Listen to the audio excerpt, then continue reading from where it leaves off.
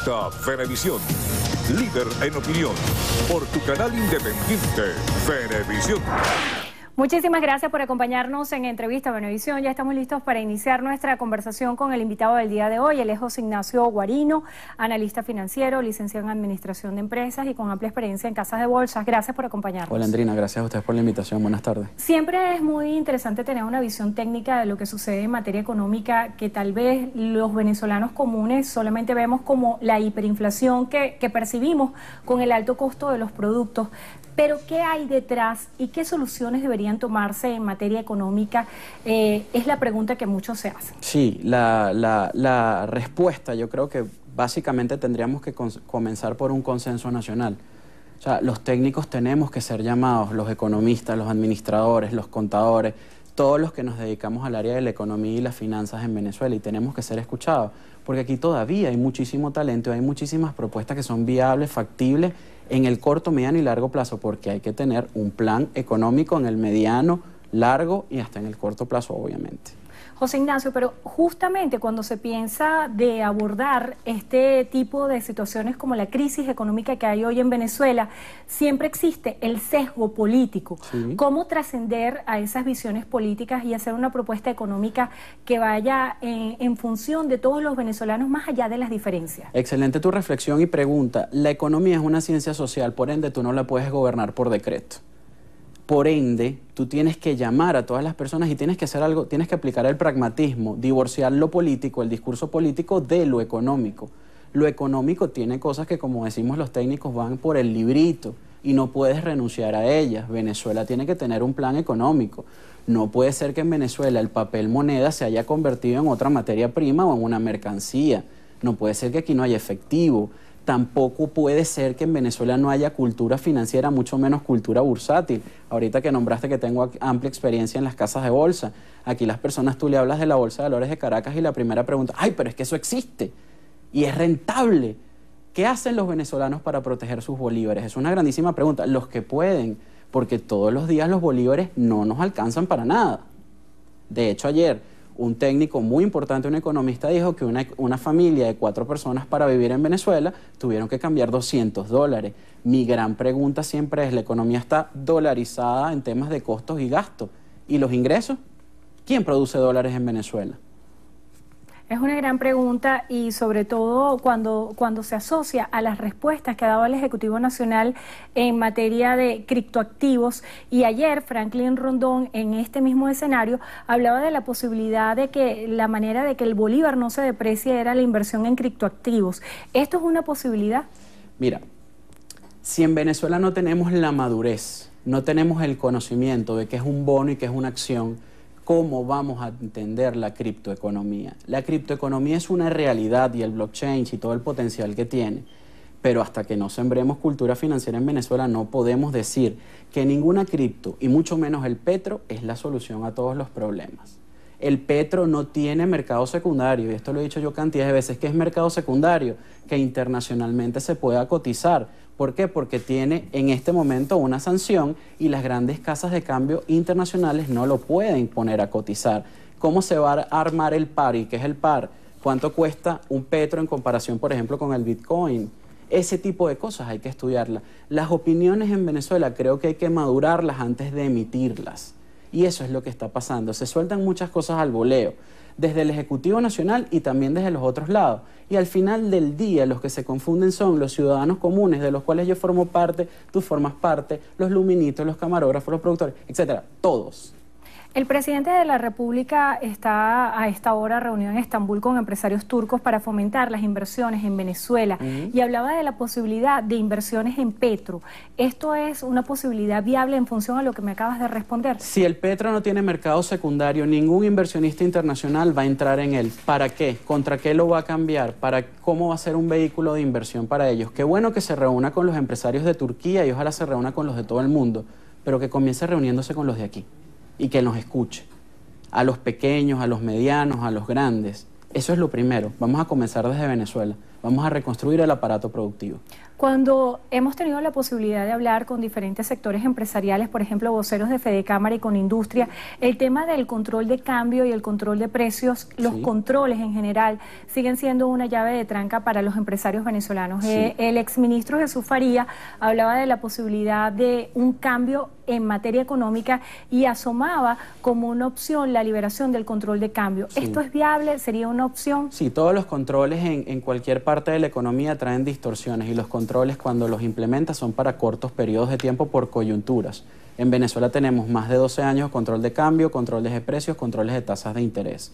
Con respecto al control de cambio, en Venezuela se hizo en algún momento mucho más atractivo ser importador que ser productor. Eso hizo que el aparato productivo se fuera desmontando, además de otras políticas de Estado que se tomaron, expropiaciones, etcétera, nacionalizaciones. Ahora bien, el control de cambio no lo puedes desmontar de un momento a otro, porque ¿para qué es el control de cambio? Para evitar la fuga de capitales. Con este control de cambio es donde más fugas de capitales se han dado, más de 500.000 millones de dólares. Ahora bien, en el año 2013 el presidente Maduro tuvo una oportunidad de oro con el tema cambiario. Primero, lo que sería la unificación cambiaria. En Venezuela tienes más de 4 tipos de cambio. Eso tiene un impacto en temas contables, en temas financieros. O sea, el tema económico en Venezuela, y mucha gente no lo ve, es un tema multifactorial.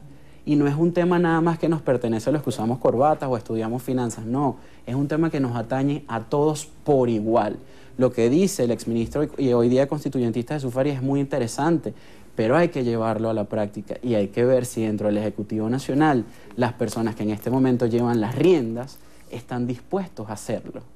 Eso es lo más importante. El Plan 50, donde se habría anunciado la revisión de precios, incluso una supervisión inmediata en los mercados, el vicepresidente para el área económica, Tarek El Aissami, dice que tuvo un impacto positivo porque representó, según él dice, una disminución en un 130% en el costo de algunos rubros. ¿Piensas que los controles de precios son una opción para regular las distorsiones de la economía hoy? Mira, ya hemos probado, como te lo dije hace unos minutos, por X cantidad de años controles de precio en Venezuela. ¿Y a qué han llevado esos controles de precio?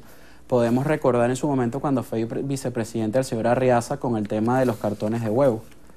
¿Cuánto cuesta un cartón de huevo hoy día cuando él lo anunció? Y no han pasado muchos años. Entonces, el llamado es a la reflexión. Los controles no llevan a nada bueno. Obviamente hay que regular los temas, pero el Ejecutivo Nacional, el gobierno, no es empresario y tampoco puede tener la mano en todo. Controlar es una cosa, manejar es otra, normar es otra. El tema es cómo vamos en una economía hiperinflacionaria a bajar 130% en los precios de los productos. ¿Eso es magia o qué es?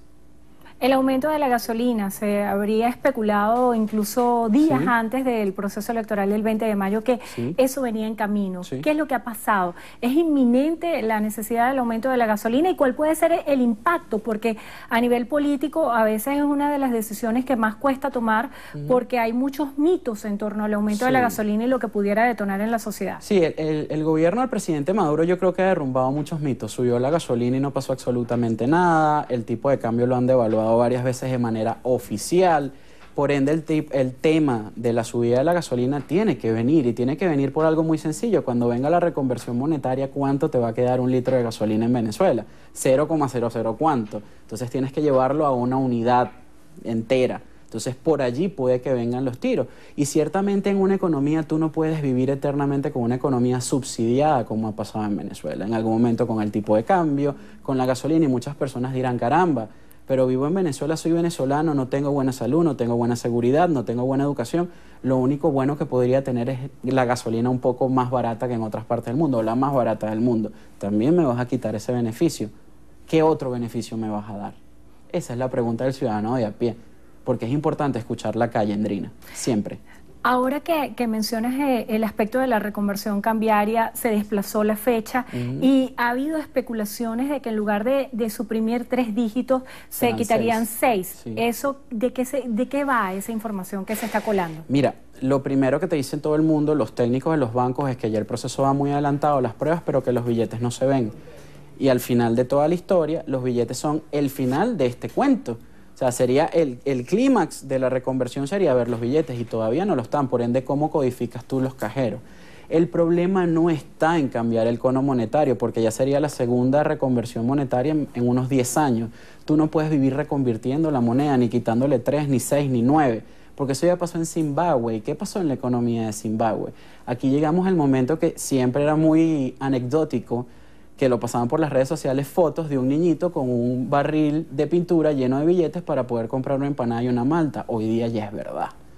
Entonces, más allá de eso, tú tienes que construir políticas económicas estructurales. Y eso no quiere decir ni un paquetazo, ni un macropaquete, ni nada por el estilo que nos retrotraiga errores en el pasado en la política económica venezolana. Pero sí un consenso y una política económica consona con el tiempo histórico que vivimos en Venezuela. ¿Cómo se resuelve el tema de la falta de efectivo que actualmente padecemos todos los venezolanos, incluso para las compras sencillas más básicas? Mira, la falta de efectivo es un fenómeno que en Venezuela la gente no entiende, pero lastimosamente cuando te vas o a la frontera con Colombia o a la frontera con Brasil, te das cuenta, incluso en las áreas mineras en Venezuela, que el efectivo se convirtió en otra mercancía y comienzas a comprender un poco más por qué las piezas no están entre nosotros, sino que están concentradas en otros lados, porque es otro negocio. Cuando el papel moneda se convierte en un negocio, tiene que haber escasez, indiscutiblemente. Ese es el problema. Faltan 10 días para que se cumplan 2 meses de la reelección del presidente Nicolás Maduro y una de sus ofertas electorales era hacer una transformación a esta situación económica que cada día se ha agudizado más. ¿Qué medidas se esperan del Ejecutivo Nacional para hacer frente a esta situación que realmente sean efectivas? Mira, lo primero que hizo el presidente Maduro y dijo hace 3 semanas es que iba a haber un llamado a un consejo de expertos en el área económica. Creo que se reunieron entre ellos o se vieron entre ellos, porque a ninguno de mis conocidos ni a mí nos llamaron. Y vaya que nosotros escribimos por las redes sociales, que es el único canal que tenemos donde somos visibles para hacer propuestas. Porque ya basta de discutir todos los días cuáles son los problemas, porque todos los vivimos. Ahora hay que aportar soluciones. Pero para que haya soluciones, el Ejecutivo Nacional tiene que tener una apertura. Ya no importa en este momento el color político, importan las soluciones. Y soluciones que vayan en pro del beneficio social. Porque si destruimos el beneficio social, tenemos problemas. ¿Cuántas personas están comiendo basura en este momento? Eso va directamente relacionado con una política económica errada. Eso no tiene que ver con el bloqueo financiero, eso no tiene que ver con nada de eso. Las políticas de subsidios que se hacen sobre todo a través del Carnet de la Patria y de bonificaciones particulares, ¿son eficientes? Dependen tanto y en cuanto tú las quieras dejar en el tiempo. Si tú lo dejas de una forma coyuntural, puedes ayudar a mucha gente. Pero también la estás dañando porque la estás acostumbrando a ciertas cosas que no son correctas. Si tú incrementas la productividad en Venezuela, todo el mundo va a tener acceso a un empleo, por ende a un salario digno. Entonces, ese tipo de cosas se tendrían que eliminar. Muchísimas gracias por estar con nosotros hoy en Entrevista a Venevisión. Quedaron bastantes temas pendientes, una excusa perfecta para tenerlo de vuelta. José Ignacio Guarino, analista financiero. Gracias por habernos acompañado. Gracias a ustedes, un placer. Y gracias a ustedes también por habernos acompañado. Que tengan todos muy buenas tardes. Milagro.